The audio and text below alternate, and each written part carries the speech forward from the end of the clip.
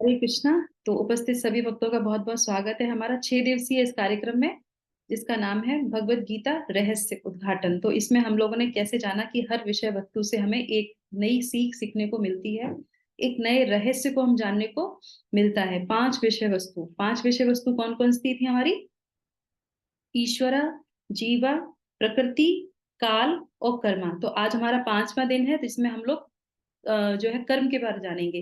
तो ये हमने लास्ट में क्यों लिया? क्योंकि ये सभी एक दूसरे के पूरक है। अगर हम एक विषय को नहीं समझते तो दूसरे को समझने में हमें बहुत परेशानी होती है। इसीलिए आप जितने भी लोग बराबर से इस सत्र में आते रहे, उनके लिए बहुत बहुत धन्यवाद।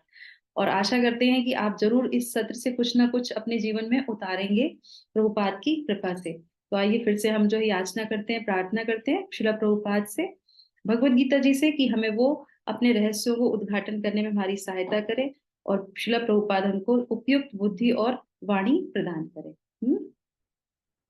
ओम नमो भगवते वासुदेवाय। ओम नमो भगवते वासुदेवाय। ओम नमो भगवते वासुदेवाय। ओम अज्ञानतिमिरान्धस्य ज्ञानाञ्जनशलाकया चक्षुरुन्मिलितं येन तस्मै श्रीगुरुवे नमः। नमः ॐ विष्णुपादाय कृष्णपृष्ठाय भूतले श्रीमते भक्तिवेदान्त स्वामिन् इति नामिने।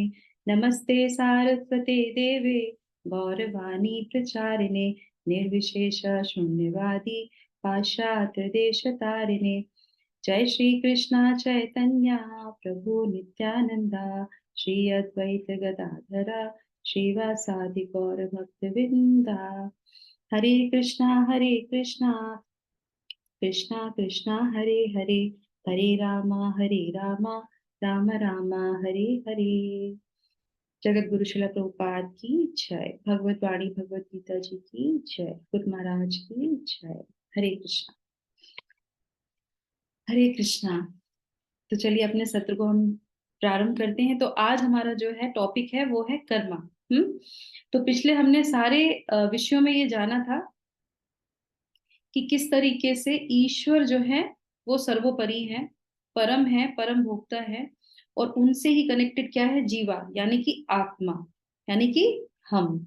और हम शरीर नहीं है, हम आत्मा है। तो इसका हमने अच्छे से अ, विश्लेषण करके अच्छे से समझा था, ठीक है। और उसके बाद आ जाती है प्रकृति, ठीक है। तो भगवान, जीवा, प्रकृति। प्रकृति कैसे कार्य करती है? वो भी काल के अंतर्गत कार्य करती है। और ये सब किसके अंतर्गत कार्य करता है? भगवान के अंतर्गत कार्य करता है। वो उसी के अंतर्गत एक शीर्षक आया था, वो था कि कैसे हमारा पुनर्जन्म होता है, और किस तरीके से जब हम पुनर्जन्म में आते हैं, बार बार हम जन्म लेते हैं, तो 6 चीजों में हम फंस जाते हैं। वो कौन से 6 तथ्य थे? कौन सा था? हमारी जन्म होता है, हम बढ़ते हैं, हम थोड़े दिन ठहरते हैं, उसके बाद हम ढलने लगते हैं, फिर हमें जो है हमारी मृत्यु हो जाती है या हमारा विनाश हो जाता है, विक्षीण हो जाते हैं। और ये सबके लिए लागू होता है। जो भी चीज वो ही सत्य उसको ही बोलते हैं, रियल प्रॉब्लम उसी को बोलते हैं जो सबके लिए एक समान हो, और उसको कोई नहीं चाहना चाहता हो, है ना। उसको कोई नहीं लेना चाहता है, और सबके लिए होता है, जिसपे हमारा बिल्कुल कंट्रोल नहीं होता है। ये हमें भगवत गीता जी सिखाती हैं। तो इसमें क्या था? सबका जन्म होता है, सब लोग बढ़ते हैं, चाहे वो जानवर हो, चाहे वो पशु पक्षी हो, चाहे वो पौधे हो, कुछ भी हो, सब कुछ ऐसे ही बढ़ता है, घटता है, ढलता है, और उसका विनष्ट हो जाता है। इवन प्रकृति भी इसी में आ जाती है, ठीक है ना। वो भी एक काल क्रम से आती है और उसके बाद चली जाती है। पर शाश्वत चीजें क्या हैं? भगवान शाश्वत है, हम शाश्वत हैं, प्रकृति शाश्वत है, पर वो काल क्रम के अनुसार ये सारी चीजें चेंज होती रहती हैं। अब आ जाते हैं कि हम इन सब चीजों में क्यों फंसते हैं। तो उसके लिए हमारा लास्ट का आज का शीर्षक है कर्मा, ठीक है। तो अब आप मुझे ये बताइए कि जैसे कल भी लोगों ने पूछा था, तो मैं आपको पहले अपना पीडीएफ शेयर करती हूँ, जिससे कि हम देखेंगे कि क्या क्या हम आज के विषय में आज के विषय में क्या क्या हम जानेंगे।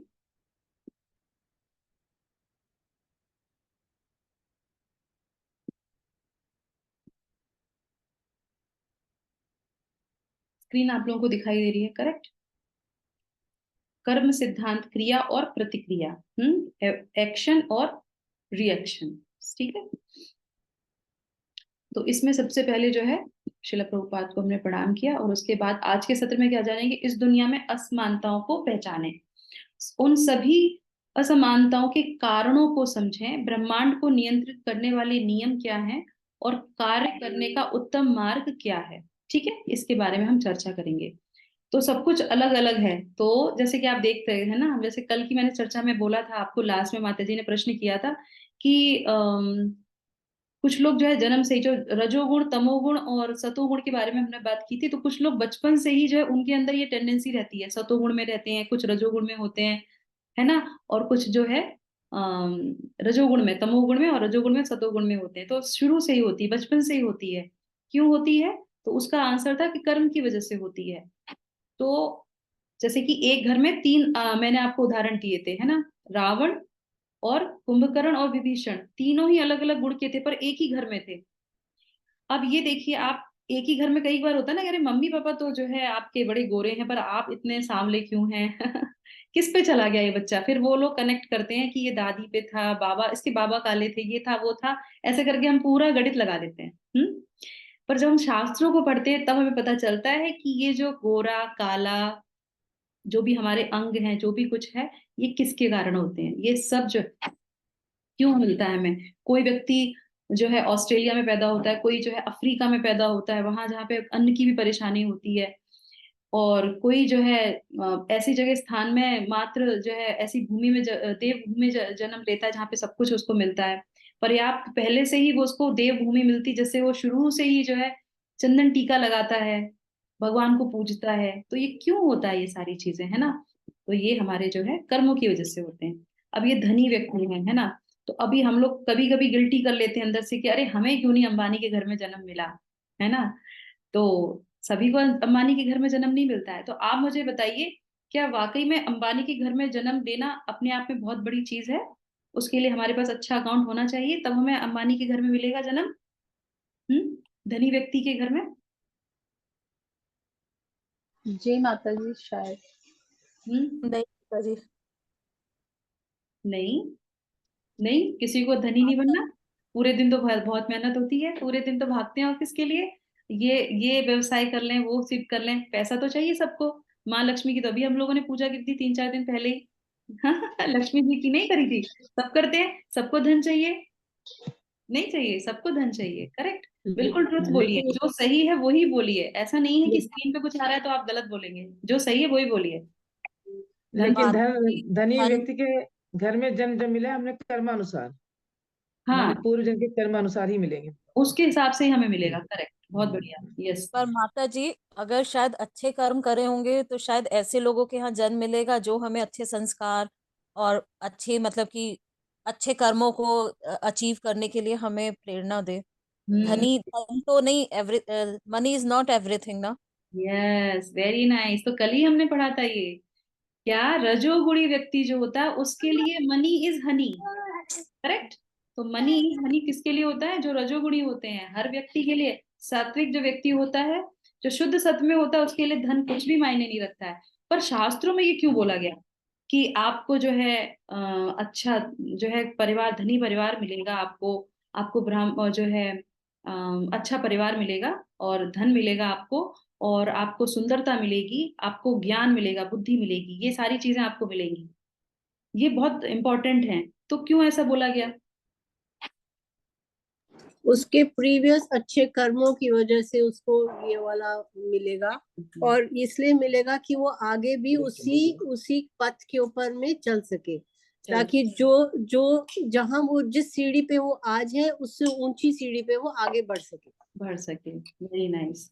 पर हमारे शास्त्रों में तो ये भी बोला जाता है, स्वयं चैतन्य महाप्रभु का आके कहते हैं, न धनम न जनम न सुंदरिम, मुझे तो कुछ नहीं चाहिए, है ना। कॉन्ट्रिक्ट है ना, मतलब थोड़ा सा है नहीं है, चाहिए नहीं चाहिए, क्यों ऐसा बोलते हैं, है ना। चलो इसके बारे में बाद में बताएंगे, याद रखना, मुझसे पूछ लेना आप लोग कि इसका आंसर क्या है, मैं लास्ट में बताऊंगी, ठीक है। आगे बढ़ते हैं। कोई गरीब होता है, कोई अमीर होता है, ठीक है। उसके बाद कोई बहुत सुंदर होता है, और कोई जो है सुंदर नहीं होता है ना। और उसके बाद जो है कोई बहुत बलवान होता है और बहुत कोई कमजोर होता है। और उसके बाद ये असमानताएं क्यों होती हैं? तो आंसर हमारा बहुत सिंपल से है। हमारा आंसर है, भगवान पक्षपाती हैं, तो ऐसी जो है समानताएं जो हम देखते हैं तो हम हमेशा भगवान पे क्वेश्चन करते हैं, उसके साथ तो इतना सब कुछ है, हमारे साथ ऐसा क्यों कर दिया। और नहीं होता तो एक परिवार के जो अगर बड़े जो बुजुर्ग होते हैं उनसे बच्चे प्रश्न करते हैं, आप प्रश्न करते हैं, कहते हैं आपने उनको इतना दे दिया, हमको तो कुछ भी नहीं दिया, है ना। तो ये प्रश्न हम तब करना बंद करते हैं जब हम शास्त्र को पढ़ते हैं कि जिसके भाग्य में जो होता है उसको वो ही मिलता है। डेस्टिनी जो होती है वो ही उसको सब देती है, और वो हमारी डेस्टिनी कैसे बनती है, वो हमारे कर्मों से बनती है। हमने जो संचित कर्म किए हैं उसके आधार पे हमें ये सारी चीजें मिलती हैं। एक ही माँ की 4 संतानें, चारों अलग अलग होती हैं, एक रूपवान होगी, एक बहुत धनवान होगी, एक गरीब होगी, कैसे हो जाती हैं, चारों को एक जैसा होना चाहिए, पर नहीं। और ये भी बहुत विचलित बात है और बहुत विडंबना है कि एक ही घर में जो है एक जो है बहुत विभीषण टाइप का होता है और एक जो है रावण टाइप का होता है। तो वो क्यों होता है, वो भी तो फिर क्या भगवान पक्षपाती हैं, ऐसा क्यों कर देते हैं वो, आप बताइए क्यों करते हैं ऐसा। सबको एक जैसा, एक फैमिली एक जैसी होनी चाहिए, एक फैमिली एक हाँ, जैसी। तो सब अपने कर्मों के हिसाब से है, तो कर्मों के हिसाब से पिछले संस्कारों के हिसाब से है, फिर सारे संस्कार वालों को एक पिछले जगह जन्म के। हाँ, चाहिए ना, सारे संस्कार वालों को, रावण वाली बुद्धि को एक जगह, विभीषण वाली बुद्धि को एक जगह, कुंभकर्ण वाली बुद्धि को एक जगह। जब भगवान ये सब करते हैं कैटेगरीज, तो ऐसे क्यों नहीं किया, तो यहाँ पे कुछ ना कुछ तो गड़बड़ किया है भगवान ने, ऐसा क्यों किया। हम्म सारी कर्म सबके एक से हैं, ऊपर चित्रगुप्त लिख रहे हैं, तो ठीक है रावण वाली प्रवृत्ति को सबको एक जगह कर देते हैं और जो संत लोग हैं उनको एक जगह कर देते हैं, फिर कोई दोष नहीं होगा, कोई लड़ाई झगड़ा नहीं होगा, तो ऐसा क्यों करते हैं। माता जी उसमें भी उसके कोई ऐसे होंगे, कर्म ऐसे होंगे जो उसको उसी हम्म काटने पड़ेंगे, ओके, तो या ये सत्र ऐसा सिर्फ मतलब जो। हाँ, यस, तो ये सत्र सिर्फ माता जी कर रही हैं और बाकी लोग कोई नहीं कर रहे हैं, सब लोग कुछ भी आंसर नहीं दे रहे, माता जी सारे दे सब, या तो सबको सब कुछ पता है, और या फिर मेरी बातें आप लोगों को बिल्कुल अच्छी नहीं लग रही, समझ में कुछ माता जी ऐसा नहीं है, दरअसल हम लोग सुन रहे थे। और देखिए, जब कुछ बुरा असत्य होता है तो सत्य की पहचान होती है। रावण होता है तभी विभीषण की पहचान होती है, और जब रावण होता है तभी विभीषण राम के पास पहुंचता है। अगर रावण नहीं होता तो विभीषण राम के पास नहीं पहुंचता। हम्म उसको लात पड़ी, हम्म उसको उसका सात्विक बुद्धि थी, उसको भगवान की ज्यादा याद आई। तो जब कष्ट मिलता है आदमी को, कुछ दिक्कतें होती है, दुनिया रंग बिरंगी होती है, तो उसमें क्या है कि जब आपको आपकी जैसी फ्रिक्वेंसी है, आपकी जैसी सोच है, विचार है, आपके जैसे कर्म है, आपको ऐसे ही लोग पसंद आने लगेंगे, नशेड़ी नशेड़ी लोगों का साथ करने लगेगा। लेकिन सत्य बुद्धि वाला शुद्ध आत्मा को पकड़ेगा। लेकिन वो शुद्ध आत्मा तब पकड़ेगा जब उसको अशुद्धों के बीच में बैड फील होगा कि मैं गलत जगह में हूँ, तो मुझे सही लोग पकड़ रहे हैं। ओके, तो दुनिया भगवान ने रंग बिरंगी बनाई है और सब जगह सब लोग होंगे तभी तो पहचान होगी। असत्य होगा तो सत्य की पहचान होगी, बुरा होगा तो अच्छे की पहचान होगी। अगर सारे ही बुरे हैं और सारे ही सच्चे हैं, तो फिर उसमें कौन कैसा है, क्या पहचान। करेक्ट, बहुत बढ़िया प्रभु जी ने बताया। पर हमारे शास्त्रों में क्या लिखा है, हम उस पर ध्यान देंगे। हमने, हमारा प्रश्न था कि भगवान ने रंग बिरंगी दुनिया तो बनाई है, रंग बिरंगी से मतलब क्या होता है कि एक ही घर में 4 लोगों को डाला है, इसलिए नहीं कि वो दूसरे को ये देख सके कि उसमें तमोगुण है कि हम में सतोगुण है। शास्त्र ये नहीं बताते हैं, शास्त्र ये क्या बताते हैं, हम इसको जानेंगे कि कैसे एक ही परिवार में 4 लोग अलग आते हैं और क्यों ऐसी असमानताएं होती हैं, जिसका हम कई बार जो है ब्लेम लगाते हैं भगवान पे कि भगवान ऐसा हमारे साथ क्यों कर रहे हैं, या परिवार के व्यक्तिगत तो हमारे साथ माता जी, ये कर्म के आधार पर और क्यों। व्यवस्था, संसार की जो। कर्म के आधार पे व्यवस्था है और बहुत बारीक सी ये व्यवस्था है जो हम लोग को समझ में नहीं आती है। ठीक है, थैंक यू सो मच प्रभु जी, आपने इतने अच्छे से पार्टिसिपेट किया, जी, आपने बताया अपनी फीलिंग्स को, वेरी हैप्पी। उस तो अच्छे लोगों के साथ बुरा क्यों होता है और बुरे लोगों के साथ अच्छा क्यों होता है, तो ये सारी चीजें जो है हमें इस सेक्शन में पता चलती है। हमारे शास्त्र क्या कहते हैं, अब आप सुनिए। भगवान कहते हैं, भगवान एक शुभचिंतक की तरह है और वो कहते हैं भोक्ताराम यज्ञ तपसाम सर्वलोक महेश्वरम। तो सभी जीवों का उपकारी एवं हितैषी हैं वो, भगवान कभी किसी के लिए गलत नहीं करते हैं, ये हमारे 5वें अध्याय में आता है। और उसके बाद जो है फिर वो क्या कहते हैं कि समोहम सर्वभूतेषु, तो सभी जीवों के लिए समान भाव रखने वाले हैं कौन, भगवान। तो पहली चीज तो हमारी क्लियर हो गई कि भगवान किसी के साथ पक्षपात नहीं करते हैं, जो भी कुछ हमारी डेस्टिनी होती है वो हमारे खुद के कर्मों की वजह से होती है। ये सेक्शन हमने पहले ही इसलिए रखा था भगवान का, जिससे कि भगवान की चीजें क्लियर हो जाए हमारे अंदर, तो भगवान के लिए हमें डाउट नहीं रहना चाहिए। जब भी हम कोई शास्त्र पढ़ते हैं या किसी क्लास में आते हैं, तो जब हम 5वीं 6ठी क्लास करते हैं तो एटलीस्ट कुछ हमारे अंदर श्रद्धा निष्ठा आ जानी चाहिए, जिससे कि हम आगे की चीजों को आराम से समझ सकें। अगर हम पहली ही विषय पे अटके रहेंगे कि भगवान ऐसा क्यों करते, वैसा क्यों करते, क्योंकि ये सारा जो पढ़ने जा रहे हैं हम भगवत गीता या समझ रहे हैं, वो सिर्फ और सिर्फ कृष्ण पे ही टिका हुआ है। अगर हम कृष्ण पे ही फेथ नहीं करेंगे तो फिर भगवत गीता पढ़ने का सार ही नहीं हुआ हमारा, है ना। तो इसलिए सबसे पहले भगवान के ऊपर से तो कोई डाउट होना ही नहीं चाहिए।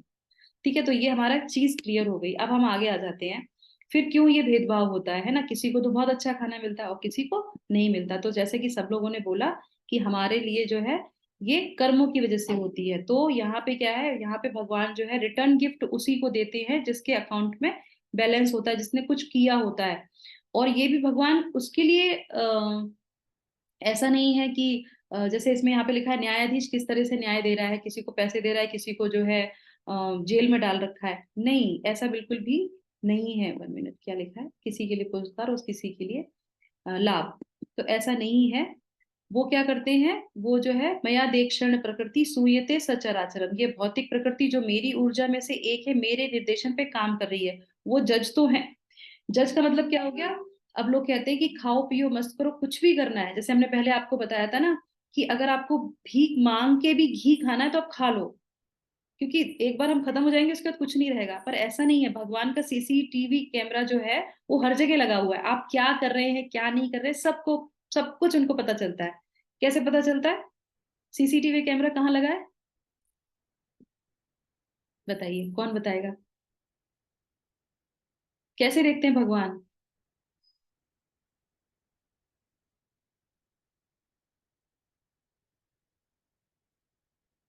आंसर, मेरी आवाज आ रही है, नहीं आ रही है? हरे कृष्णा माता जी, चित्रगुप्त देख रहे हैं सबका लेखा जोखा। चित्रगुप्त देख रहे हैं, ओके ठीक है। और कुछ, चित्रगुप्त ऊपर से देख रहे हैं, अगर हम किसी गुफा में चले गए तो फिर कैसे देखेंगे चित्रगुप्त? हरे कृष्णा माता जी, माता हमारे जी हृदय में ईश्वर बैठे हैं माता जी, आत्मा का परमात्मा से मतलब आत्मा से अच्छा, और परमात्मा। ओके ठीक है। और कौन, और कौन क्या बताएगा? माता जी ईश्वर तो सब जगह विद्यमान है और ईश्वर सब सब जगह से जगह ही हमारे विद्यमान है, ठीक है। तो ईश्वर देख रहे हैं स्वयं या जी चित्रगुप्त देख रहे हैं? ईश्वर ही देख रहे हैं माता। हम्म अभी मैंने ये यहाँ पे जो ये जो आ रहा है लिखा हुआ, इसमें क्या, कौन सा शब्द आ रहा है, 3 4 विषयों में से कौन सी विषय आ गया यहाँ पे, बताइए, कौन सा विषय आ गया यहाँ पे? कुछ लिखा हुआ आ रहा है स्क्रीन पे कि नहीं आ रहा है? मैं आप लोगों से इसलिए प्रश्न करती हूँ क्योंकि आप लोगों को जो है अततो ब्रह्म जिज्ञासा, आप लोग जो है मनुष्य योनि में आए, आपको पूरी जो है भगवान ने उतनी पावर दी है, बुद्धि दी है कि आप सोच सकते हैं, समझ सकते हैं, प्रश्नों का जवाब दे सकते हैं। तो आपको देना चाहिए, आपको अपना दिमाग लगाना चाहिए। बताइए क्या लिखा है, कौन सा यहाँ पे लिखा हुआ है, कौन सा विषय वस्तु लिखा है? 5 विषय वस्तु में से कौन सी विषय वस्तु आ रही है स्क्रीन पे लिखी हुई? बहुत सिंपल है, देखिए पढ़िए क्या लिखा है। कल ही हमने डिस्कस किया था। भौतिक प्रकृति। ऊर्जा में से एक, हाँ, प्रकृति, प्रकृति, ऊर्जा में से एक प्रकृति। प्रकृति है, भौतिक प्रकृति, कल हमने प्रकृति के बारे में बात की थी। तो भगवान के सीसीटीवी कैमरा कहाँ है, ये भौतिक प्रकृति उनका सीसीटीवी कैमरा है, भौतिक प्रकृति ही है। हम जब पूजा करते हैं तो दीपक क्यों जलाते हैं, क्यों जलाते हैं दीपक? वो साक्षी है कि हमने पूजा की है। इसी तरीके से अग्नि है, वर्षा है, वायु है, हवा है, आकाश है, धरती है, ये सब हमारा क्या है, सीसीटी कैमरा है भगवान के द्वारा। जब भी भगवान किसी चीज को देते हैं, जीव को वो मिलती है, तो वो उसको देता कौन है? अगर हमें कोई बर्तन चाहिए तो उसके लिए मिट्टी, मिट्टी कहाँ है, वो प्रकृति है, वो प्रकृति से वो उसको वो बर्तन मिलता है, करेक्ट। तो प्रकृति को हम कैसे भूल जाएंगे, ये पांचों विषय वस्तु एक दूसरे से कनेक्टेड है। तो ये जो है सीसीटीवी कैमरा हर जगह है हमारा, हर एक चीज आपको देखता है। हमको ऐसा लगता है कि कोई नहीं देखता, सब देखते हैं हमको, क्योंकि ये भगवान के, उनकी एनर्जी है। और स्वयं भगवान आपके साथ घूमते हैं, दूसरी चीज है ना। प्रकृति में सब चीज आपकी जो है सीसीटीवी कैमरा है, और उसकी जो है रील कौन देखता रहता है, वो स्वयं भगवान हमारे हृदय में बैठ के परमात्मा के रूप में देखते रहते हैं, करेक्ट। तो इस तरीके से ये हम समझते हैं। तो भगवान सब देख रहे हैं कि कौन क्या कर रहा है, किस तरीके से कर रहा है, अपनी प्रकृति के द्वारा। तो कर्म सिद्धांत क्या है कि हमारे पूर्व में जो किए गए कार्यों के आधार पर हमें सुख और दुख मिलता है। जो भी हमने पहले संचित कर्म किए हैं उसी के आधार पे हमें रंग मिलेगा, रूप मिलेगा, घर मिलेगा, बुद्धि मिलेगी, ज्ञान मिलेगा, संतान मिलेगी, पति मिलेगा, पत्नी मिलेगी, सब कुछ हमारे कर्म के अनुसार हमें मिलता है। अब जो है न्यूटन का ये जो है नियम है कि हर क्रिया एक समान और विपरीत प्रक्रिया होती है। ये न्यूटन का फिलॉसफी नहीं है, ये भगवान की फिलॉसफी है। न्यूटन ने इसको रिसर्च करके निकाला है, दैट्स ऑल। ये न्यूटन का नहीं है, न्यूटन ने यहीं पे इसी पृथ्वी पे आके उसको ढूंढा है। ये भगवान की ही चीज है जो कि हमारे शास्त्रों में बहुत पहले से दे रखी है। दैवी न्याय पूरी तरह से सिद्ध है, ठीक है। कोई भी अयोग्य रूप में पीड़ित या समृद्ध नहीं होता। प्रत्येक आत्मा अपने दोष और गुणों और उसके परिणाम स्वरूप सुखों और दुखों के लिए स्वयं जिम्मेदार है। तो हम किसी को भी ये दोष नहीं ठहरा सकते कि हम धनी क्यों नहीं है, हमारे साथ ये सब चीजें क्यों हुई। ये हम भगवत गीता में जब पढ़ते हैं तो पता चलता है कि सब कुछ जो है हमारे अपने कर्मों की वजह से होता है, ठीक है। साक्षी कौन है, तो हमने यहाँ पे देखा कि भगवान जो है वो 15.15 में बोलते हैं कि वो परमात्मा के रूप में प्रत्येक हृदय में विराजमान है और वो इस तरीके से उसको देखते हैं और वो उसको सैंक्शन भी करते हैं। तय कौन करता है, तो भगवान की देखरेख में कर्म के अनुसार आत्मा को एक विषय के विशेष प्रकार का शरीर दिया जाता है जिसके साथ विभिन्न कर्म भी आते हैं। तो जब हम लोगों ने कल का जो सेक्शन पढ़ा था और पहले जो सेक्शन पढ़ा था मानव जीवन के अधिकार, तो जब हम मानव जीवन में आते हैं तो हमारे जीवन के कुछ अधिकार होते हैं, कुछ प्रिस्क्राइब ड्यूटीज होती हैं, तो हमें वो करनी चाहिए। अगर हम वैसी नहीं करते हैं और जैसी सोच रखते हैं, जैसे हम कार्य करते हैं, वैसी ही योनि में हम चले जाते हैं। मान लीजिए किसी को बहुत मांस खाने की इच्छा होती है, वो हमेशा मांस खाता है, वो कहते हैं कौन देख रहा है हमको, हमें जो पसंद होगा हम तो वो ही खाएंगे। तो भगवान क्या करते हैं कि ठीक है, तुम्हारी इच्छा इतनी होती है मांस खाने की, तो जाओ अगली बार में तुम क्या बन जाओगे, शेर बन जाओगे। शेर क्या करेगा, फिर मांस खा के ही वो तृप्ति होगी और वो कुछ भी नहीं खाएगा। तो ये ऐसे ही जीव जंतु नहीं बन गए, ये डिजायर की वजह से बन गए, क्योंकि इनके अंदर ये इच्छा थी। मछली थी, पानी के अंदर रहना ही उसको पसंद है, तो वो पानी का उसको जलचर बना दिया भगवान ने। तो इसके साथ जो है कर्मों के अनुसार जो है, जो भी हम कर्म करते हैं उसके अनुसार हमें शरीर भी मिलता है।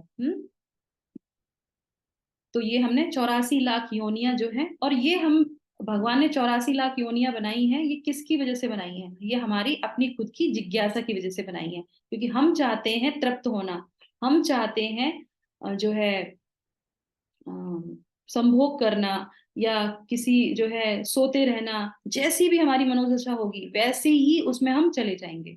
जानवरों को कोई रिस्ट्रिक्शंस नहीं है, दिन हो रात हो कुछ भी हो, वो जब चाहे तब खुले में संभोग कर सकते हैं। क्यों, क्योंकि वो जानवर प्रवृत्ति है। ये प्रवृत्ति अगर हम इस शरीर के साथ रखेंगे तो अगले जीवन में तो क्या बनेंगे, जानवर ही बनेंगे। क्योंकि ये मनुष्य के लिए नहीं बनाया गया है। मनुष्य के लिए तो सिर्फ प्रेस्क्राइब ड्यूटी है कि आप वर्ण आश्रम के अनुसार अपने कर्म कीजिए और उसके अनुसार आप जीवन चलाइए अपना। पर आजकल तो बहुत बुरा हाल है। आजकल तो विवाह करने की भी आवश्यकता नहीं है, इतना सेंस ग्रेटिफिकेशन हो गया है, और ये क्वेश्चन कर देते हैं और सरकार भी जो है उसको सम्मति दे देती है कि हाँ ठीक है आप लिव इन रिलेशनशिप में रह सकते हैं। लिव इन रिलेशनशिप में कौन रहता है, जानवर रहते हैं, उनके कोई पति पत्नी नहीं होते हैं, वो ऐसे ही रहते हैं। तो हम अगर ये रह रहे हैं तो हम कौन है, हम तो जानवरों की कैटेगरी में आ गए। तो इसीलिए स्क्रिप्चर्स पढ़ना बहुत जरूरी है और एक सही उम्र पे पढ़ना बहुत जरूरी है, जिससे कि हम अपने बच्चों को भी वो शिक्षा दे सकें। हमने अपना पूरा जीवन ऐसे निकाल दिया, एटलीस्ट हमारे बच्चे उस चीज से ना निकले, ठीक है। तो इसी तरीके से ये 84 लाख योनियां भगवान ने हमारी ही तृप्ति के लिए बनाई हैं। तो ये मानव जीवन जो है बहुत दुर्लभ जो है। अब हम आपसे एक जो है प्रश्न करते हैं कि जैसे मैंने आपको बोला था, इसके आगे मैं देख लेती हूँ क्या है। बुद्धि विकसित है इसीलिए हम चुन सकते हैं पुण्य कर्म करना है या पाप कर्म करना है।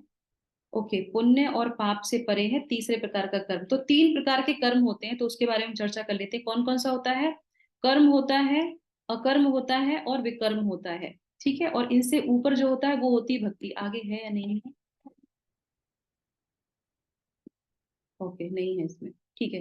मैं वैसे ही आप लोगों से पूछ लेती हूँ, बताइए 3 तरह के जो है कर्म होते हैं। एक हमारा कर्म होता है, एक अकर्म होता है, एक विकर्म होता है। आप बताइए कौन जानता है इसको, कर्म क्या है, कोई जानता है, कर्म किसको बोलते हैं। एक्शन, कोई कार्य करना। एक्शन, जो भी हम कार्य करते हैं उसको कर्म कहते हैं, ठीक है। विकर्म किसको बोलते हैं? विकर्म मीन्स कोई कर्म करना लेकिन उसके फल की चिंता नहीं करना, मतलब सब कुछ रिजल्ट भगवान जी पर छोड़ देना, ऐसा कुछ। अच्छा, अकर्म किसको बोलते हैं? अकर्म मीन्स रिजल्ट की इच्छा करना, कर्म करते हो या कर्म नहीं करना, सॉरी, कर्म नहीं करना। सबका यही आंसर है? आंसर हो गया? नहीं माता जी, अच्छा ठीक है। अकर्म मतलब बहुत अच्छे कर्म, हाँ कर्म मतलब फल की इच्छा करके किए जाने वाले कर्म जो नित्य नियमित है वो, और विकर्म मतलब बुरे कर्म। बुरे। Very nice. कर्म में भक्ति आती है, जी। कर्म में हमारे संसार में जो हम डेली करते हैं काम वो आता है, और विकर्म में बुरे काम आते हैं। यस, तो कर्म हो गया, एक अकर्म हो गया, एक विकर्म हो गया। विकर्म का मतलब बिल्कुल अपोजिट, जो भी शास्त्रों में दिया गया है उसके विरुद्ध जो भी हम कार्य करते हैं वो हमारे विकर्म ही कहलाते हैं। ठीक है, बिल्कुल अपोजिट कार्य करना। जैसे कि हम लोग को जो है नशापत्ती नहीं करनी चाहिए, ये शास्त्रों में लिखा है, और हम वो करते हैं तो विकर्म कर रहे हैं। हमको पराई स्त्री को जो है नहीं ऐसे गलत निगाह से नहीं देखना चाहिए, या किसी के साथ गलत के साथ संभोग नहीं करना चाहिए, तो वो हमारा विकर्म कहला गया। हमें जो है मांस नहीं खाना चाहिए, नशा ये सब नहीं करना चाहिए, तो ये सब हमारे विकर्म में आ जाते हैं। ठीक है, और हमारा जो है अकर्म क्या होता है? अकर्म की परिभाषा ये है, कर्म में, और अच्छा एक चीज होती है कि हर हर कर्म में जो है रिएक्शन मिलता है। न्यूटन का लॉ भी देखा था, तो हर कर्म में रिएक्शन होता है। आप कर्म करेंगे तो उसका रिएक्शन आएगा ही आएगा। हर एक कर्म में, चाहे वो अकर्म हो, विकर्म हो, चाहे वो सिंपल कर्म हो, सब में रिएक्शन आता है। तो हमें क्या करना चाहिए जिससे कि हमें रिएक्शन ना मिले? क्योंकि जब हमारे संचित कर्म हमारे पास आ जाते हैं, हमारे पास अकाउंट, आप लोगों ने देखा होगा ना कि हमारे पास जो है एक अकाउंट रहता है, और उसके बाद हमारा जो है फिक्स्ड अकाउंट होता है, और उसके बाद हम जैसे 20 लाख रुपए इसमें डाल दिए और 10,000 रुपए जो है हमें उसमें धनराशि मिल रही है। पर जो भगवान का ये जो अकाउंट चलता है, ये जो हमारे कर्मों का अकाउंट है, ये ऐसे नहीं चलता।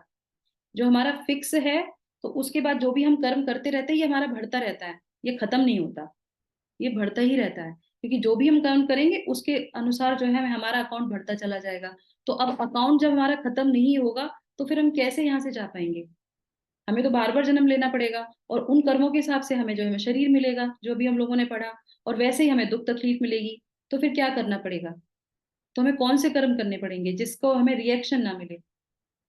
अपने कर्मों को भगवान को समर्पित करना। समर्पित कर देना चाहिए, यस। तो उसके लिए होता है कि हम भगवान को जो भी कर्म करते हैं वो भगवान को समर्पित करते हैं। इसीलिए भगवान भगवत गीता में कहते हैं कि तुम जो भी कर रहे हो वो मुझे समर्पित कर दो। बहुत से लोग इस बात पे प्रश्न उठाते हैं कि भगवान क्यों बोलते हैं ऐसा कि मुझे कर दो, क्या जरूरत है भगवान को करने की? क्योंकि भगवान हमको अवसर देते हैं कि इस मनुष्य शरीर में आप हैं, तो आपके पास ये अवसर है कि आप अपने कर्मों को, जो अपोजिट रिएक्शन जो आपको मिलते हैं हर कर्म का, उससे आप जो है बाहर आ सकते हैं। जानवर नहीं आ सकता, पेड़ पौधे नहीं आ सकते, कोई भी जीव जंतु नहीं आ सकता। तो हमारे लिए बहुत दुर्लभ है ये जो मनुष्य जन्म मिला, ये गोल्डन पीरियड जो हमें मिला है, हम इसको वैसे ही व्यर्थ कर देते हैं। जो भी काम कर रहे हैं अपने सुख के लिए कर रहे हैं। तो यहाँ पे हमें ये समझ में आनी चाहिए, अगर हम नहीं करेंगे तो हम ऐसे ही गति में जाते ही जाते रहेंगे, और इसीलिए 84 लाख योनियों में घूमते रहेंगे। और ये जो एक हमें मिला है मौका प्लेटफॉर्म का, जिससे हम यहाँ से उठ सकते हैं ऊपर की ओर, वो भी हम व्यस्त जो है अपना खराब कर देंगे। तो इसीलिए हमें अकर्म करना चाहिए। अकर्म क्या होता है? जो भी फल है वो भगवान को सुपुर्द कर दो कि आपकी ही प्रसन्नता के लिए हम कर रहे हैं, और इसमें हमें कोई भी जो है दोष नहीं लगेगा, और कोई हमें बंधन में हम नहीं बंधेंगे। चाहे कोई से भी गुण में हो, वो गुण में होते होते धीरे धीरे धीरे धीरे जब आप भगवान के सुपुर्द करने लगेंगे, जैसे मान लीजिए आप पूरे दिन में आपको बिल्कुल टाइम नहीं मिलता, पर आपने धीरे से करके जो है, चलो संडे को हम भगवान के मंदिर चले जाएंगे, फिर धीरे धीरे चलो हम एक दिन तो कम से कम भक्तों के साथ रह लेंगे, चलो एक माला तो हम शुरू कर देंगे, आपको टाइम नहीं मिल रहा, कम से कम आपने शुरुआत तो की। तो ऐसे करते हुए ये जो अवसर है आपने उसका थोड़ा सा यूटिलाइजेशन तो किया। चलो आप सफर में जा रहे हैं, आप खुद गाड़ी नहीं चला रहे, आप मेट्रो से जा रहे हैं, तो ड्राइवर आपका कार चला रहा है, या आप किसी कैब से जा रहे हैं, तो आप उस समय अपना यूटिलाइज कर सकते हैं समय को, क्योंकि बाकी बाद में आपको सांसारिक कार्य करने हैं। तो ये अवसर अगर हम चाहें तो हम ढूंढ सकते हैं। जैसे कि अभी आप लोगों ने इतना सुंदर जो है ये अपना समय जो है, शाम का सबको कुछ ना कुछ कार्य होता है, मुझे भी है, पर हमने ये टाइम निकाला है कि हम अपना भी जीवन सफल करें और दूसरों के लिए भी कुछ परोपकार कर सकें। भगवत गीता में भगवान कहते हैं द्वितीय अध्याय में कि आपको अगर ये सारा ज्ञान है तो आप दूसरों के लिए सेवा कीजिए। और वो भी कैसी है? पैसे लेके नहीं। हम पैसे ले रहे हैं क्या? कोई नहीं ले रहा। ये जो इस्कॉन संस्था है वो किसी से पैसे नहीं लेती है कार्य के लिए। वो क्या है? वो सिर्फ परोपकार। परोपकार भी ऐसा नहीं, वो भगवान को, क्योंकि भगवान भगवत गीता में कहते हैं कि जो भी मेरे संदेश को दूसरों को पहुंचाता है वो मुझे सबसे प्रिय होता है। तो भगवान के लिए ये कृत्य कर रहे हैं, तो मेरा भी एक कर्म जो है क्या है? अकर्म में आ गया। तो इसी तरीके से आप भी अपना भी जीवन सफल कीजिए और दूसरों का भी सफल कर सकते हैं, इस जो है हर एक कर्म को भगवान पे कनेक्ट करके। तो उसके बाद जो है यहाँ पे आ जाते हैं। तो ये हमारा हो गया। उसके बाद जो है अब हाँ, एक प्रश्न मैं आपसे बोलती हूँ कि जैसे मान लीजिए ये सब चीजें जो है वो फिक्स हैं कि कर्म की वजह से ही सब होता है, हम उसकी वजह से एक परिवार में आते हैं, ऐसे होते सब कुछ होता है। तो जब सब कुछ फिक्स है तो फिर मतलब ये भगवत गीता पढ़ने का क्या मतलब हुआ? कोई क्या मतलब बताओ आप? जब सब कुछ फिक्स है, हम करेंगे और हमें फिर मिल जाएगा। चलो मैं ये तो समझ में आ गया कि भगवान को अर्पित कर देना चाहिए, पर फिर भी अगर हम सब कुछ जो करते हैं अपोज जो हमारे एक्शंस होते हैं वो उसके हिसाब से हमें हर चीज मिलती है, तो फिर सब कुछ फिक्स है, फिर तो हम रोबोट की जैसे हो गए। तो हमारे पास है ही क्या करने के लिए? हम क्या कर सकते हैं? ऐसा क्यों?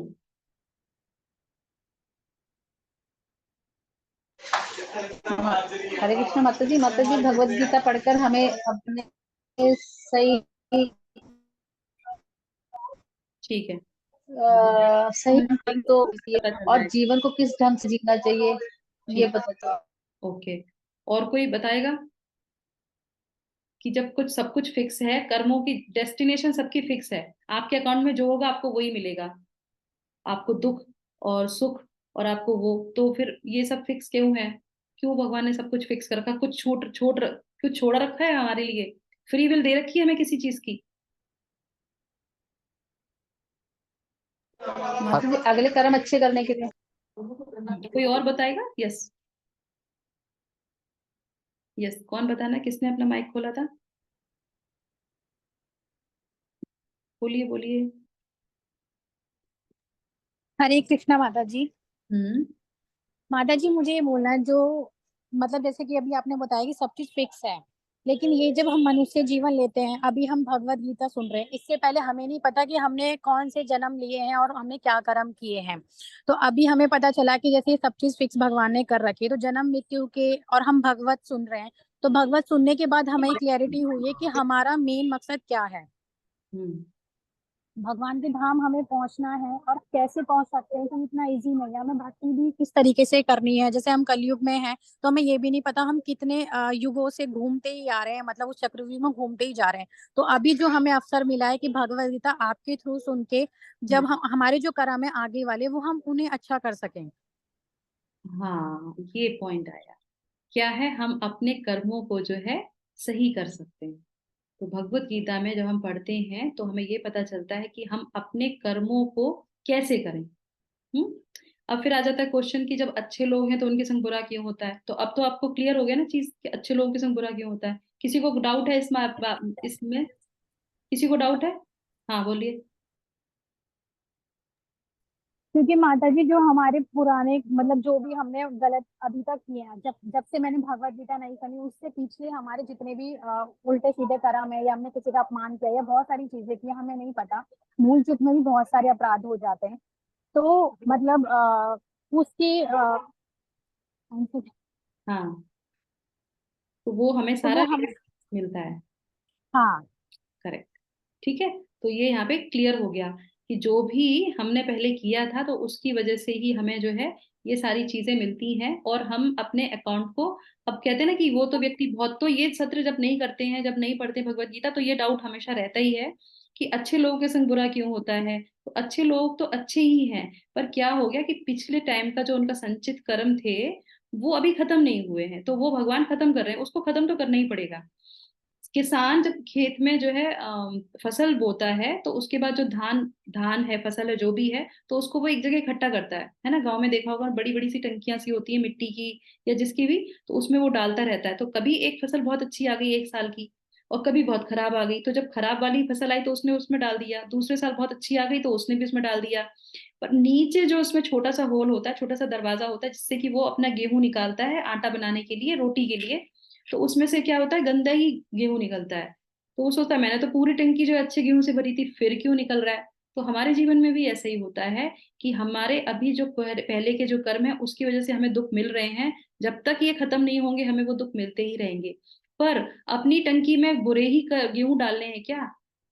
भगवत गीता सुनने के बाद कर्मों को अगर चेंज नहीं करेंगे तो every action there is opposite reaction. हर एक्शन में आपको अपोजिट रिएक्शन मिल रहा है। तो आपको नहीं पता एक दिन में आपने कितने सारे एक्शन हम करते हैं, पूरा दिन हम कार्य करते हैं, और उस कार्यों में जैसे माता जी ने बोला जाने अनजाने बहुत सारी चीजें करते हैं, तो उसके तो हमें जो है वो अनाज मिल रहा है ना, तो उसको हमारी टंकी में डाला जा रहा है, तो उसके अनुसार तो फिर हमें अगले जन्म में भी दुख मिलेगा। तो इमीडिएटली इस पे एक्शन लेना चाहिए। जैसे हमने ये जाना कि कर्मों की गति ऐसी होती है तो हमें तुरंत लेना चाहिए। करेक्ट? क्लियर हो गया? अब उसके बाद जो है, अब आपको जो है मैं पूछती हूँ, एक प्रश्न और पूछूंगी, जैसे मैंने पहले वाले में आपको पूछा था, तो वो मुझे बताइए कि एक घर में 4 लोग 4 तरीके के कैसे आते हैं?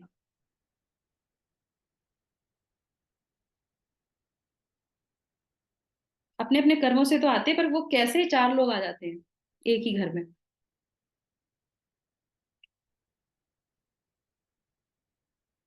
बताइए। माता जी उनका आपस में कोई उनका उनका आपस में अपना संबंध जो था, पहले कर्म थे उनका, उनसे कोई लेन देन, लेन देन मतलब कोई, हाँ कोई कर्मों का वो होता है कि कोई लेन देन या कुछ, इस वजह से आते होंगे शायद, एक या चीज कोई दुख मानते उनके बाकी रह। ठीक है, एक चीज आप लोग मानते हैं कि हम जो कार्य करते हैं उसका हमारे ऊपर आता है, दूसरों पे नहीं जाता, ये मानते हैं? कौन कौन मानता है? जो हम करते हैं वो हमारे पर जाता है, दूसरा करता है दूसरे पे जाता है, मानते हैं? कौन कौन मानता है? यस और नो? जी माता जी, मैं मानती हूँ। अपना कर्म हमारा कर्म अपना अपना हमारे ही अपने होता होता है। है, दूसरे से कोई मतलब नहीं होता। करेक्ट? सब मानते हैं ये चीज? यस और नो? सब मानते हैं ना? ओके। यस। ऐसा नहीं है, ऐसा नहीं है, शास्त्रों में ऐसा नहीं बताया गया है। जो मांस काटता है उसको पाप चढ़ता है, जो उस मांस काटने वाले की दुकान से जो उसको जो है वो जानवर बेचता है उसको भी पाप चढ़ता है, जो उसको खरीदता है उसको भी पाप चढ़ता है, जो उसको घर में लाके पकाता है, खुद नहीं खाता, उसको भी पाप चढ़ता है, जो खाता है उसको भी पाप चढ़ता है। और जो उस जैसे किसी ने किसी को बोला कि तुम मांस खाने जा रहे हो, हम तुम्हें पैसे दे देते हैं, उसको भी पाप चढ़ जाता है। और हमने क्या सुना था कि मांस खाने वाले को पाप चढ़ता है, इन सबको पाप चढ़ता है। जो भी इस प्रक्रिया में उसका जो है सहायक बनता है उन सबको पाप चढ़ता है।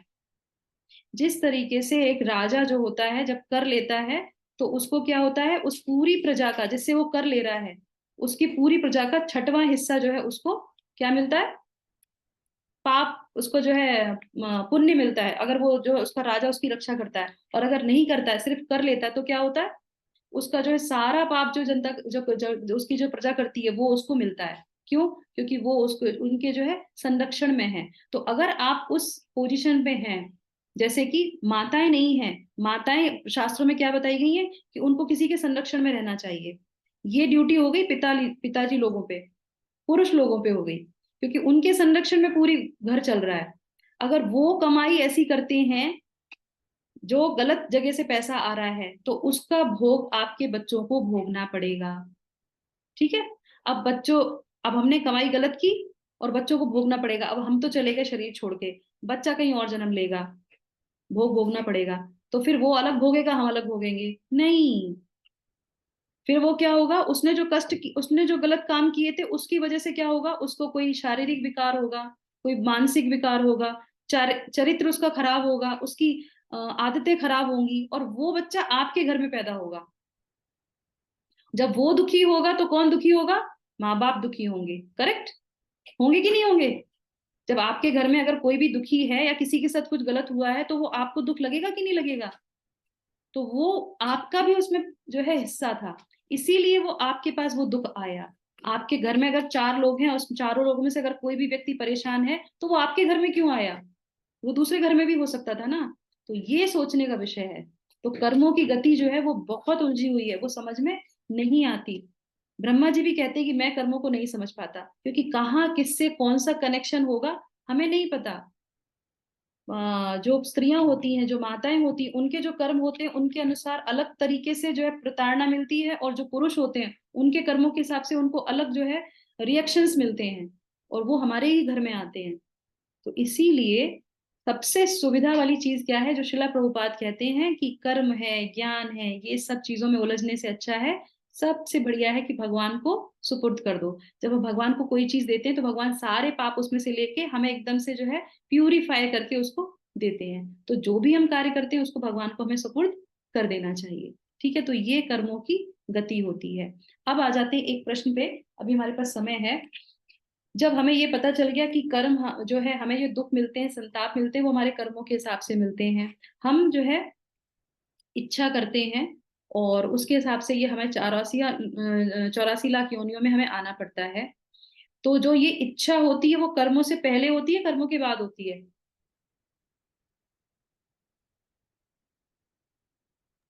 कर्मों से पहले होती है माता जी। कर्मों से पहले होती है, कर्मों के बाद नहीं होती?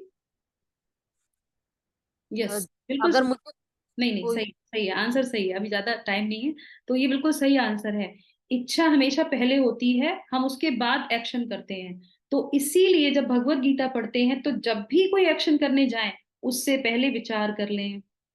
भगवान भगवत गीता में अर्जुन को पहले ही समझाते हैं कि बुद्धि को समझ लो, बुद्धि योग क्या है, कैसे कार्य करना है, सब कुछ वो आराम से समझाते हैं। उसके बाद तुम एक्शन करो। वहां पे पाप लगेगा कि नहीं लगेगा? कोई व्यक्ति जो है 100वीं मंजिल में चढ़ता है, और चढ़ने के बाद जो है वो कूद जाता है वहां से, और कूदने के बाद कहता है प्लीज मुझे बचा लो, मुझे यहाँ से नहीं कूदना था। तो क्या वो बचेगा? नहीं। पहले सोचना है कि कूदना है कि नहीं कूदना है, किस मंजिल पे आपको जाना है, वो पहले ही रुकना है। कौन से कार्य करने हैं, कौन से कार्य नहीं करने, इसलिए रुकिए, वहां पे सोचिए, समझिए, और फिर एक्शन कीजिए। तो ये जो है इच्छा जो होती है वो पहले ही आती है। आप हमेशा देखिएगा, जैसे हम किसी चीज को देखते हैं, हमारी 5 ज्ञानेंद्रियां हैं, 5 जो हमारी जो है क्या है, कर्मेंद्रियां हैं। तो अब जब कोई चीज करते हैं तो वो हमें पहले दिखाएंगी, सुंघाएंगी, किसी चीज को टच करेंगी, तो ये चीजों से हमारे अंदर जो है इच्छा आती है। उसके बाद फिर जो है हम उस पर एक्शन करना शुरू करते हैं। तो इसीलिए वहीं पे रुक जाइए, वहीं पे विराम कर दीजिए कि नहीं, ये हमारे लिए गलत है। तो ये भगवत गीता पढ़ने का हमको फायदा होगा, नहीं तो कोई फायदा नहीं है।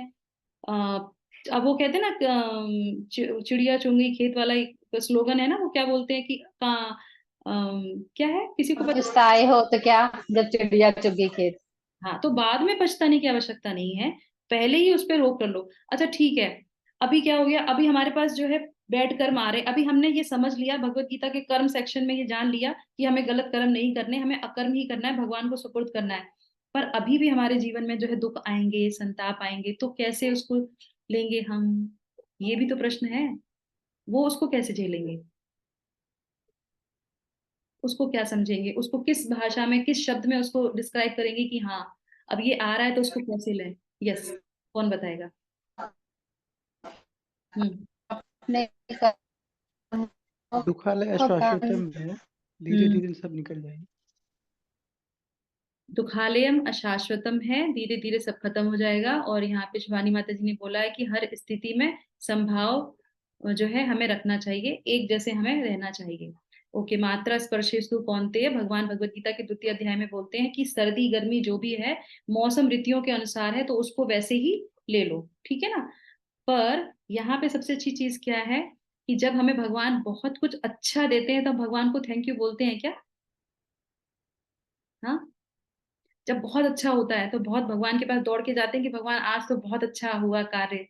हाँ, क्यों नहीं होता? क्योंकि हम भगवान से अपना संबंध नहीं बनाते। यस, जो लोग करते हैं वो बहुत अच्छी बात है, पर ये जो एक्शन है ना भगवान को हर समय थैंक यू बोलने का, ये साधारण नहीं है, नहीं आता नॉर्मल। आप देखिएगा, इस पे मंथन करके देखिएगा, जब भी कुछ अच्छा होता है तो हम क्या सोचते हैं, आज हमने इतना अच्छा कार्य किया इसलिए हमको ये पुरस्कार मिला है, आज हमने ये कर लिया, आज हमने वो कर लिया, हमने मैं करके आता है। भगवान तो बहुत देर में आते हैं, और जहां पे गलत चीजें होती वहां पे सबसे पहले भगवान आते हैं। आते हैं कि नहीं आते हैं? भगवान ऐसा क्यों कर दिया, ये ऐसा मेरे साथ क्यों हो गया, वहां पे क्वेश्चन जरूर आता है। जब अच्छी चीज होती तो कभी नहीं आता। तो इसीलिए जो भी हमारे जीवन में आता है उसको वैसे ही लो जैसे आपको खुशी में आपने लिया था, उसको उसी तरह से इसको स्वीकार करना चाहिए। विंबलडन जो एक मैच है, उसमें जो है एक बहुत अच्छे जो है उसके प्लेयर थे, और उन्होंने जो है विंबलडन कप जो है जीता था। तो ये सच्ची घटना मैं आपको बता रही हूँ। तो एक बार क्या होता है कि उनको जब वो मैच जीते, वो उसका जो है ट्रॉफी उनको मिलती है, और उसके बाद फिर वो उनके बहुत सारे फॉलोअर होते हैं। तो एक बार जो है उनको ये डायग्नोज होता है, डॉक्टर बताते हैं कि आपको कैंसर हो गया। तो जितने भी उनके फॉलोअर होते हैं वो बहुत दुखी हो जाते हैं। वो कहते हैं कि आपको कैसे हो सकता है, आपने तो पूरे जीवन कितना अच्छा कर्म किया, आप इतने अच्छे हैं, ये तो बहुत गलत हुआ, आपके साथ ऐसा होना ही नहीं चाहिए था, क्यों हो गया। उनको पास ऐसे लेटर्स आ रहे थे, तो उन्होंने उसमें से एक लेटर में ये जवाब दिया, और वो लेटर प्रिंट आउट हुआ था कि उन्होंने जो इतनी बड़ी पोजीशन पे, जब उनको जब कैंसर हुआ, तो उन्होंने ये पत्र में लिखा और बोला कि ये जो ट्रॉफी जो मुझे मिली है, करीब करीब कितने 2-2, 3-3 लाख लोग जो है वो गेम खेलते हैं, उसमें से कुछ ही लोग होते हैं, कुछ हजार लोग होते हैं जो स्टेट लेवल हुआ या उसके आगे वाली जो है उस पे पहुंचते हैं, और उसके बाद कुछ ही लोग होते हैं जो उस जो है मेन सीरीज में आते हैं, जिसमें सिर्फ 2 ही प्लेयर होते हैं, करेक्ट। और 2 प्लेयर में से कोई एक ही जीतेगा, है ना। 2 प्लेयर में से कोई एक जीतेगा। तो जब मैं जीता था और जब मेरे हाथ में ट्रॉफी आई थी, तो उस समय मैंने ये सोचा था कि भगवान, आपने मुझे चुना इस चीज के लिए। कितने लोग आते हैं इस चीज को खेलने के लिए, पर आपने मुझे चुना। उन्होंने ये नहीं सोचा कि मेरे कर्मों का है, मेरे भाग्य का है, मैंने बहुत मेहनत करी। उस समय उन्होंने ये कहा कि भगवान ने मुझे चुना है इसके लिए। तो अगर उन्होंने ये परेशानी दी है तो भी तो वो उन्होंने मुझे चुना है, तो मैं वैसे ही स्वीकार करूंगा जैसे मैंने वो ट्रॉफी स्वीकार की थी। तो ये हमारे लिए बहुत अच्छी सीख है कि जब सुख आते हैं, तो जैसे हम सुख को स्वीकार करते हैं वैसे दुख को भी स्वीकार करना चाहिए। क्यों? क्योंकि भगवान पक्षपाती नहीं है। तो उसको वैसे ही एक्सेप्ट कीजिए। और ये एक्सेप्टेंस कौन सिखाता है? भगवत गीता। मात्रा स्पर्शेस्तु कौन्तेय। तो इसीलिए जो है हमें सिखाना क्या है, डिजायर क्या करनी है वो हमें भगवत गीता सिखाती है, कार्य कैसे करना है वो हमें भगवत गीता सिखाती है। बाकी सब कुछ क्या है, भगवान, सब कुछ भगवान के हाथ में है। पर भगवान किसके हाथ में है? भगवान भक्तों के हाथ में है। भगवान कहते मैं कहीं नहीं रहता, मैं वैकुंठ में नहीं रहता, मैं गोलोक में नहीं रहता, मैं वहां रहता हूँ जहां मेरे भक्त मेरा नाम जप करते हैं। तो भगवान किसके द्वारा बांधे गए थे? जल्दी बताइए, किसके द्वारा बांधे गए थे इसी मंथ में? यशोदा मैया, यशोदा यशोदा मैया। मैया के द्वारा बांधे गए। कैसे बंध गए भगवान? जो किस, वो भगवान को कोई बांध सकता है? कोई नहीं बांध सकता, पर वो बांधे गए। क्यों? क्योंकि यशोदा माँ उनको इतना प्यार करती थी। तो उनके प्रयास से भगवान भी बंध जाते हैं। तो इसी तरीके से ये जो भगवान के साथ हमारा संबंध है, अगर हम इसको गहराई से करेंगे, तो भगवान हमारी सब तरीके से जो है सहायता करते हैं। इस तरीके से भगवान जो है हमारे कौन है? सुहृदम सर्वभूतानाम। वो हमारे सबसे हितैषी हैं, और वो हमारे लिए हमेशा अच्छा ही सोचते हैं। पर वो तभी एक्शन लेंगे जब हम उनको शरणागति करेंगे, और इस कर्म बंधन से वो हमें बाहर निकाल सकते हैं। तो कर्म से अगर बंधना है तो भक्ति योग में आना चाहिए। योग का मतलब ये नहीं है शरीर को स्वस्थ बनाना, और आजकल तो होता है पावर योगा। अब आप सोचिए कि योगा की क्या डेफिनेशन हो गई, पावर योगा। ये योगा पावर के लिए नहीं है, सिद्धियों के लिए नहीं है, शरीर को सुंदर बनाने के लिए नहीं है। ये योग का मतलब होता है भगवान से कनेक्ट होना। तो भगवत गीता में योग मतलब है कि कर्म के द्वारा भगवान से कनेक्ट होइए, ज्ञान के द्वारा भगवान से कनेक्ट होइए, भक्ति के द्वारा भगवान से कनेक्ट होइए। तो ये भगवान से कनेक्ट करने के लिए भगवत गीता है। ठीक है। तो इसी के साथ हम जो है ये विराम करेंगे। अगर किसी का कोई प्रश्न हो तो पूछ सकते हैं। कल मैं जो है ग्रुप में आप लोगों को लिंक भेजूंगी। जो लोग भी इच्छुक हैं 18 डेज के सेशन करने के लिए, अगर अच्छी अटेंडेंस हुई तो हम डेफिनेटली करेंगे 18 डेज के लिए। तो आप लोग कृपया करके वो फॉर्म भर दीजिएगा, जो लोग भी इच्छुक हैं ये 18 दिवस के लिए, जिसमें हम एक दिन में एक एक सत्र को, जो एक एक अध्याय को लेंगे, एक जो है बिग फ्रेम में देखेंगे उसको कि क्या है उसके अंदर। और उसके बाद जो है हम भगवत गीता का वैसे भी जो है सुबह के टाइम पे हम लोग एक एक श्लोका ले रहे हैं, जिसमें हमारा तीसरा अध्याय चल रहा है। तो उसमें जो है हम लोग गहराई से भगवत गीता। माता मेरा एक प्रश्न है। हरे यस, पूछिए पूछिए। हरे कृष्णा माता जी। यस, पूछिए माता जी। माता जी, आपने जैसे बताया था कि भगवान सब जगह है, सब जीवों के हृदय में रहते हैं। तो भगवान सब जगह है, और एक कहावत हम सुनते हुए आ रहे हैं शुरू से कि भगवान की मर्जी के बिना एक पत्ता भी नहीं हिलता है। तो अभी हम जैसे कलयुग में हैं, तो यहाँ पे अच्छे कर्म भी लोग कर रहे हैं और बुरे भी कर रहे हैं। जो बुरे कर रहे हैं और बहुत बुरे कर रहे हैं, तो वो क्यों कर रहे हैं, हम्म, उसका क्या कारण है, उसका मतलब बहुत। हाँ, हम्म बहुत अच्छा माता जी ने प्रश्न किया। तो ये जो हम लोग जो इस पढ़ा था कि जब ये कर्म चीजें होती हैं, कोई रजोगुण में है, तमोगुण में, ये सारी चीजें हो गई, तो अगर आप मुझे बताइए, भगवान हर एक चीज फिक्स कर देते कि जो मैं कहूंगा, जैसे भगवान चाहते तो भगवान ये सारी चीजों को खत्म कर देते, करेक्ट, इच्छा भी खत्म कर देते, गलत चीजों को भी खत्म कर देते, पर भगवान ने ऐसा किया नहीं। तो उसके पीछे रीजन क्या है? क्योंकि भगवान हमको फ्री विल दे रखी है। भगवान ने हमको फ्री विल दे रखी, आप जैसा चाहो वैसा अपना जीवन जी सकते हो। क्यों ऐसा कर रखा है? आप अपने घर से एग्जाम्पल ले लीजिए। आपके घर में आपके माता है, पिता है, वो आपको सख्ती करेंगे, ये तुम्हें ये कार्य नहीं करना, वो नहीं कार्य करना, पर आप जब जिद करेंगे कि नहीं मुझे ये कार्य करना ही करना है, तो आप कहेंगे ठीक है, तुम्हारी जैसी मर्जी हो तुम वैसे ही करो। आपको मारेंगे पीटेंगे नहीं, करेक्ट। जब बहुत ज्यादा कोई आताताई हो जाता तो कहते तुम घर से बाहर निकल जाओ, तुम्हें जो करना है तुम करो, है ना, कर देते। तो भगवान ने क्या किया? भगवान ने ऐसे ही ऊपर से हमें नीचे पटक दिया कि तुम्हें जो करना है तुम करो, तुम नीचे जाओ। पर फिर भी क्योंकि वो हमें प्यार करते हैं, इसीलिए उन्होंने हमें छोड़ दिया फ्री विल के लिए कि तुम करो। और उसके बाद भी क्यों, अब वो चाहते तो ये जो गलत चीजें हमारे अंदर आती हैं इसको भी रिमूव कर सकते, पर उन्होंने ऐसा नहीं किया। इसलिए नहीं किया कि जब दुर्गा मैया तुमको त्रिशूल मारेंगी ना, तो तुम्हें मेरी याद आएगी, तो तुम अपने आप आओ। तो जो लव होता है, जो प्यार होती है, उसकी पहली जो सीढ़ी होती है वो क्या होता है कि उसमें बंधन नहीं होता। किसी के सर पे बंदूक रख के आप बोलोगे कि, किसका माइक खुला है, कृपया करके माइक बंद कर दीजिए अपना।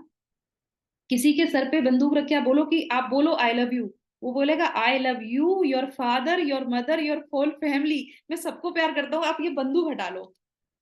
पर भगवान बंदूक नहीं रखते किसी के ऊपर, भगवान कहते हैं स्वतः ही आओ मेरे पास, अपने आप आओ मेरे पास। तो इसीलिए क्योंकि वो हमसे प्रेम करते हैं, वो हमारे पिता हैं, इसलिए उन्होंने हमको मुक्त करके रखा हुआ है। नहीं तो हमारे न तो जीवन में भगवत गीता पढ़ने का कोई मतलब रह जाता, कुछ भी नहीं रह जाता, फिर तो हम रोबोट हो जाते। तो इस तरह से जो लोग गलत चीजें सोचते हैं, उनके अंदर ये टेंडेंसी होती है, और भगवान उनको वैसी चीजें करने के लिए स्वच्छंद छोड़ देते हैं कि आपको जो करना है आप करो। मैंने पहले भी बताया था, भगवत गीता में दो पक्षी एक डाल पे बैठे हुए हैं, एक कर्म करता है, दूसरा उसको देखता है। तो एक जीव है और एक परमात्मा है, एक आत्मा और एक परमात्मा। पर जब तक वो जो आत्मा है वो फल खाएगी, तो भगवान उसको परमात्मा देखते रहते हैं। पर जब वो पर जो आत्मा है जब टर्न करके भगवान की तरफ मुख करता है, तब भगवान कहते हैं कि ये फल मत खाओ, ये तुम्हारे लिए सही नहीं है। तो इस तरीके से जो लोग नहीं सोचते, तो जो लोग कहते हैं भगवान को नहीं मानते, भगवान कहते हैं बिल्कुल मत मानो, तुम्हारे मानने की जरूरत ही नहीं है। तुम जब सब जगह भटक जाओगे ना, भटक भटक के तुम अंततः मेरे पास ही आओगे। तो 84 लॉग में घूमते घूमते घूमते घूमते घूमते घूमते कहीं जाके, कहीं हमारे जब बहुत अच्छे पुण्य होते हैं, तब हमें साधु संग मिलता है, तब हमें प्रवचन सुनने को मिलते हैं। जो हमारे जो हमने संचित कर्म किए ना, वो हमारे जब खत्म होते हैं, तो हमें साधु संग मिलता है, तब हमें शास्त्रों का ज्ञान हम सुन पाते हैं। और तब जाके हमें वो बुद्धि आती है कि हाँ, हमें इस जन्म में ही अपने आप को उद्धार कर लेना चाहिए। तो जो क्रिमिनल करने, जो वध करने की कोशिश करते हैं, भगवान उसको भी सैंक्शन करते हैं, आप कर लो। भगवान की बिना इच्छा के तो कुछ भी नहीं होता, ये स्टेटमेंट तो खरा खत्म हो जाता। भगवान क्या है, भगवत गीता में कहते हैं मैं अनुमंता हूँ, उपद्रष्टा हूँ, मैं अनुमति देता हूँ। जो भी तुम्हारी इच्छा है, अनुमति। कुछ लोगों को ढोंगी लोगों के पास जाने की इच्छा होती है, तो उनको वैसे ही जो लोग मिलते हैं जिनकी अंदर से सिंसियर प्रार्थना होती है कि मुझे जो मेरे लिए कल्याणकारी हो, श्रेयस चीज हो, वो मुझे दिलाइएगा। तो भगवान ऐसे लोगों से आपको जोड़ेंगे, आपके पास दूसरा थॉट ही नहीं आएगा। और ये आप अपने जीवन से देख सकते हैं, मेरे जीवन में ऐसा ही हुआ। एक ही बार में मुझे इतने अच्छे जो है साधु संत मिले, जिसके बाद मुझे दूसरा थॉट ही नहीं आया, करेक्ट। तो सिंसियर प्रेयर आप कीजिए, भगवान आपका रास्ता मार्ग खोल देंगे। अब आप चाहेंगे धन कमाना, तो भगवान आपको धन कमाने में लगा देंगे। वैशाख नंदन बोलते हैं, उस दिन मुझे याद नहीं आया था, आज मुझे याद आ गया। वैशाख नंदन बोलते हैं, किसको बोलते हैं?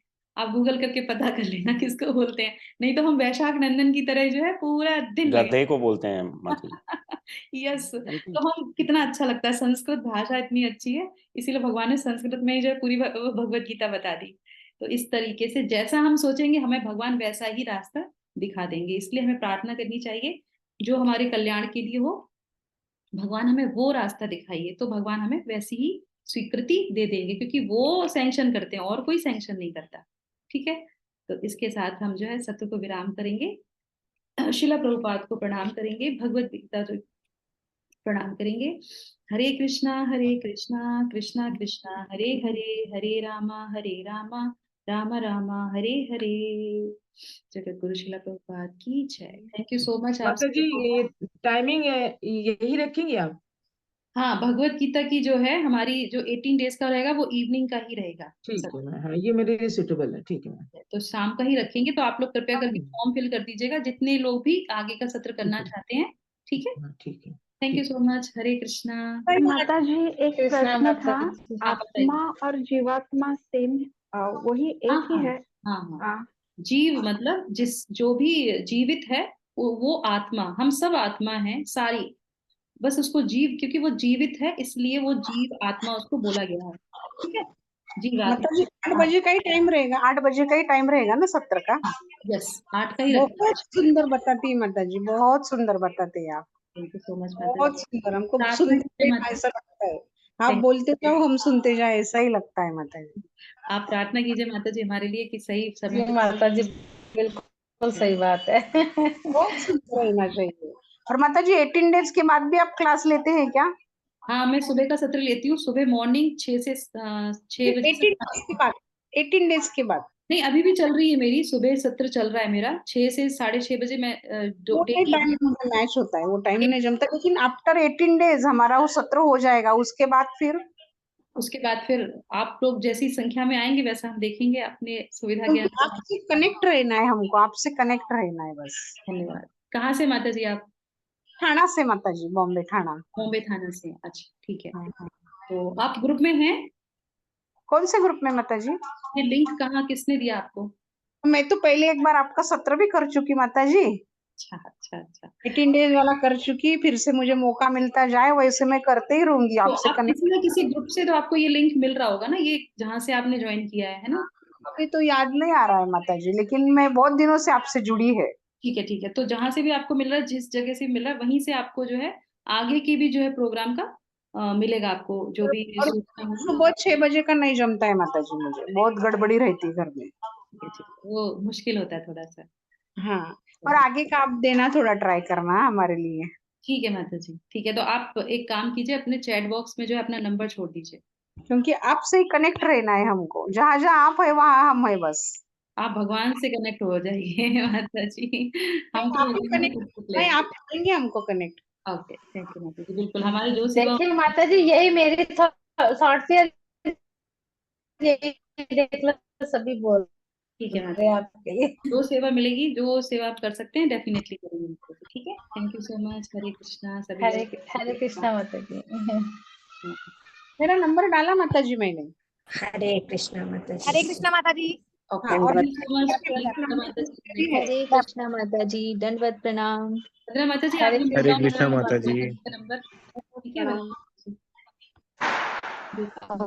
जी माता जी, एक मिनट अभी, हाँ जी मैं